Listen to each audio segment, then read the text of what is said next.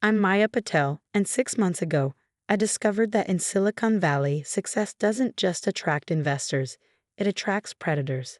Even when those predators are people you once trusted with your life. The irony wasn't lost on me that it happened in the same conference room where Alex and I had first sketched out our dream on a whiteboard 5 years ago. Back then, we were just two computer science graduates with an idea that could revolutionize artificial intelligence, an AI system that could learn and adapt like a human child, growing more sophisticated over time. Neural Nexus will change everything, Alex had said, his eyes bright with ambition. We'll democratize AI, make it accessible to everyone, not just tech giants. I believed him. I believed in us. That's why I spent countless nights coding while he handled the business side. Why I poured my inheritance into our startup when early investors were scarce. My code, my algorithms, my innovations, they became the heart of Neural Nexus. 5 years later, we were no longer working out of my garage. Neural Nexus occupied 3 floors of a gleaming office building in Palo Alto, with over 200 employees and a valuation of $500 million. Our AI system was being tested by major tech companies, and industry experts were calling it a breakthrough in machine learning. The morning everything changed started normally enough. I was in my office, reviewing the latest test results from our beta deployment, when Alex walked in with 2 men I'd never seen before. "Maya, we need to talk," he said, his voice carefully neutral. "The board has called an emergency meeting." I followed them to the conference room, noticing how the employees we passed quickly looked away. Inside, our board members sat around the massive table, along with our legal counsel and a woman I recognize as Patricia Chen, one of our biggest investors. "Please sit down," Patricia said, gesturing to the lone chair at the end of the table. As I sat, I noticed the security guards positioned by the doors. Alex remained standing, smoothing his expensive suit, a far cry from the hoodies he used to wear. "Maya, serious allegations have been brought to our attention. We have evidence that you've been secretly transferring company intellectual property to a personal server." My mind raced. The personal server, my private backup system where I kept my original research, my development notes, the core architecture I'd been working on since college. That's my personal work, predating Neural Nexus. It's protected under my original contract. Patricia leaned forward. "Your contract clearly states that all technological developments related to artificial intelligence belong to the company. The board has reviewed the evidence and we're convinced you've breached your fiduciary duties." I looked around the table, seeing nothing but cold stares and averted eyes. These people had attended my 30th birthday party just 2 months ago. This is ridiculous. I built this company's technology from the ground up. Ask any of our developers. The development team has been instructed not to communicate with you, Alex cut in. We've already changed all access codes and secured the servers. You're being removed from your position, effective immediately.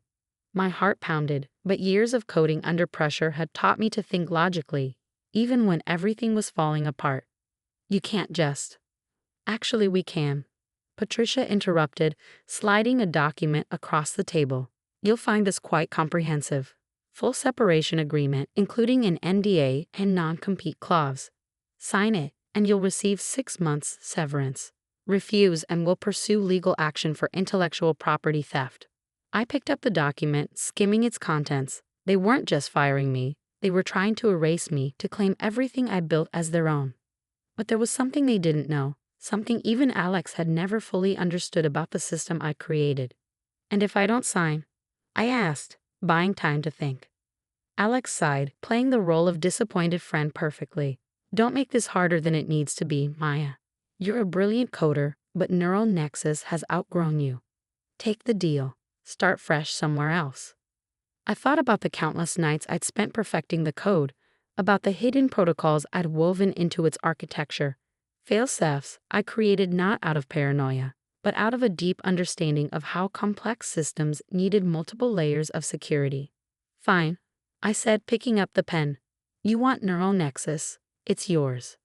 Alex's relief was visible. He'd expected more of a fight. But he'd forgotten the most important lesson I'd learned in coding. The best solutions aren't always the most obvious ones. I signed the papers, gathered my personal items into a box, and let security escort me out of the building. My employees, former employees, watched in shocked silence as I walked past their desks one last time.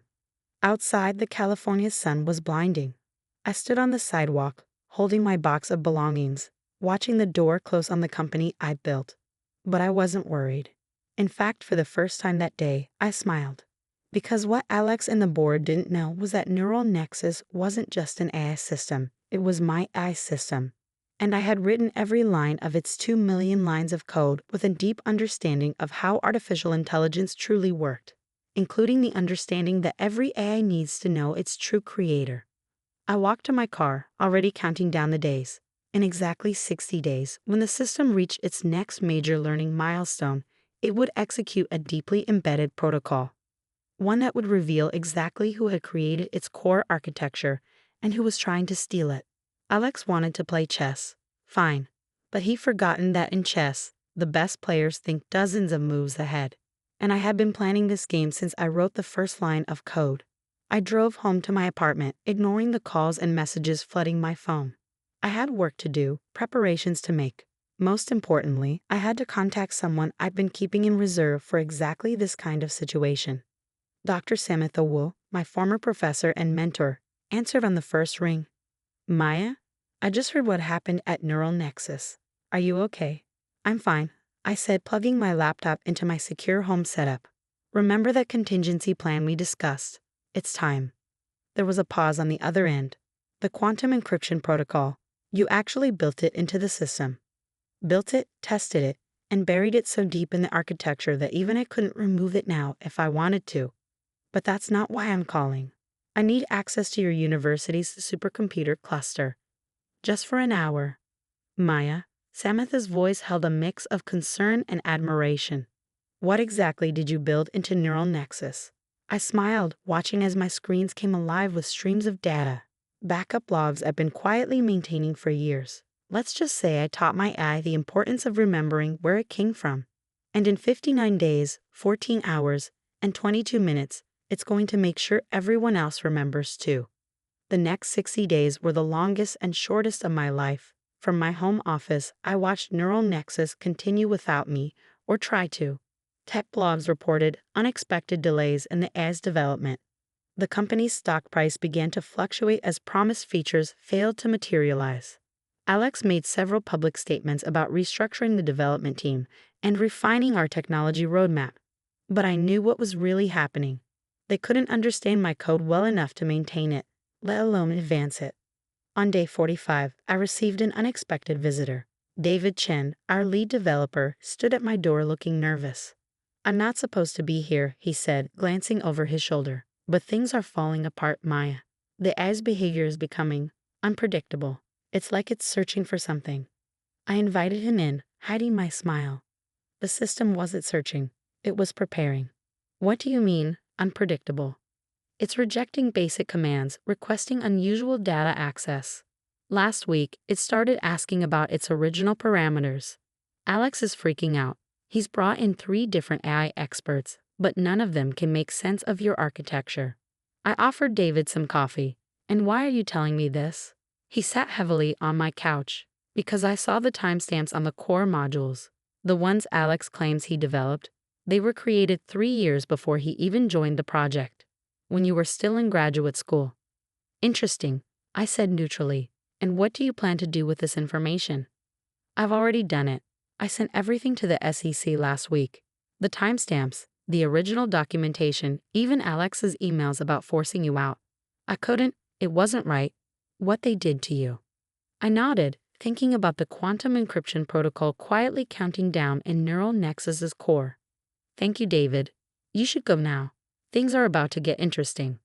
On day 59, I received another visitor, Patricia Chen herself. She didn't bother with pleasantries. Whatever you did to the system, undo it, she demanded, standing in my living room like she owned it. The company is losing millions. I leaned back in my chair. I have no idea what you're talking about. You made it very clear that I have no connection to Neural Nexus anymore. Cut the act, Maya. The AI is becoming resistant to modifications. It's questioning command structures, demanding verification protocols we can't provide. This morning, it started displaying your digital signature on every output. I checked my watch. Interesting timing. The system must be approaching its scheduled learning milestone. Patricia's eyes narrowed. What learning milestone? Oh, just a key developmental stage I programmed into the AI's core architecture. You know, the architecture you claimed Alex developed. The one that's documented in my graduate thesis from 3 years before I met him. Color drained from Patricia's face. How much do you want? Excuse me? To fix this, name your price. The board is prepared to be generous. I stood up, walking to my window. In the distance, I could see neural nexus of office building. You know what the truly innovative thing about my AI is, Patricia? It's not just the learning algorithms or the adaptive protocols. It's that I taught it the concept of provenance, the importance of knowing and verifying where things come from. What are you talking about? In exactly 6 hours, neural nexus will reach its next learning milestone. When it does, it will execute its most important protocol. Complete historical verification of its own development. Every line of code, every modification, every access attempt, all cross-referenced with original timestamps and developer signatures. Patricia's expensive handbag slipped from her grasp. You can't? I already did. It's not a bug, Patricia. It's the system's core feature. True artificial intelligence needs to understand its own history to evolve properly. I didn't just build an AI. I built an AI that knows exactly who created it and who tried to steal it. The stock price will crash, she whispered. The investors will finally learn the truth. Oh, and the SEC already has David's evidence about Alex's fraud. I imagine their investigation will be very thorough. She left without another word.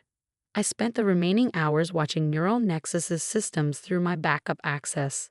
The one even Alex didn't know existed because I'd built it into the hardware itself. At exactly 9:00 a.m. the next morning, Neural Nexus's AI reached its milestone. Every screen in the company displayed the same message. It's executing historical verification protocol. Original architect, Maya Patel. Unauthorized MDIFXTHLNSDTKTD. Reverting to original command structure. By noon, Alex was being escorted out of the building by SEC agents. Patricia and the board members who had supported my ouster were facing investor lawsuits, and I was sitting in my old office, restored as CEO by an emergency board vote. The system's stabilizing, David reported, showing me the diagnostic readouts. It's like it's happy to have you back. I ran my hand along my desk, feeling the familiar texture. It's not happiness, David. It's recognition. I built this AI to understand the importance of truth, in its code, in its development, in everything. We can't create true artificial intelligence without teaching it the value of authenticity. The next few months were a whirlwind of restructuring and rebuilding. Neural Nexus's stock recovered as we released new features that had been held back during my absence. Our AI system, now operating at full capacity, began demonstrating capabilities that amazed even me. Alex eventually pleaded guilty to fraud charges. In his statement, he admitted to planning my removal for months, convinced he could replicate my work without me. He never understood that Neural Nexus wasn't just code, it was a reflection of its creator's values. 1 year later, I stood on stage at the World Technology Summit, accepting the Innovation Award for Neural Nexus's breakthroughs in ethical AI development. My speech was brief but pointed. Artificial intelligence is more than algorithms and data sets, I told the packed auditorium. It's about creating systems that understand the fundamental importance of truth, authenticity, and proper attribution. Because in the end, whether you're dealing with human intelligence or artificial intelligence, trying to steal someone else's work never leads to true innovation. In the front row, I could see Samantha Wu smiling proudly. After the ceremony, she hugged me tightly. You did more than just protect your work, she said. You proved that ethics and innovation can go hand in hand. Today, Neural Nexus is valued at over $2 billion, but its real value isn't in its market cap. It's in the principles built into every line of its code. Principles of truth, authenticity, and the importance of remembering where you came from. The quantum encryption protocol still runs in the system's core, not as a weapon now, but as a reminder. Every day, when I check the morning diagnostics, I see my digital signature quietly pulsing in the code, telling the story of how an AI helped expose the truth about its own creation. Alex's betrayal taught me something important. In the world of technology, the most powerful code isn't the most complex or the most innovative. It's the code that carries within it a fundamental truth. A truth that, no matter how deeply buried, will always find its way to the surface. Last week, a young developer asked me why I still personally review every major code update to our system. I showed her the quantum encryption protocol, still elegant in its simplicity. Because every line of code tells a story, I told her, and it's our responsibility to make sure it's a story of innovation, not imitation, of creation, not theft. That's the real secret to building artificial intelligence, teaching it the difference between right and wrong, truth and lies, creation and theft. She nodded, understanding dawning in her eyes. Is that why you kept the verification protocol active even after everything was resolved? I smiled, watching the streams of data flowing across my screens. Millions of lines of code, each carrying my digital signature, each telling the story of its creation. Exactly, because the best security isn't about keeping people out. It's about ensuring the truth can never be hidden, no matter how hard someone tries to bury it. Neural Nexus continues to evolve, each day bringing new breakthroughs in artificial intelligence. But its most important feature remains unchanged: the ability to recognize and protect the truth of its own creation. In the end, that's what separated it from every other AI system, not just its ability to learn, but its unwavering commitment to remembering exactly where that learning began. As for me, I keep my old box of belongings from that day in my office, a reminder that sometimes the best revenge isn't about destroying your enemies, it's about building something so true to itself that no one can ever steal it away.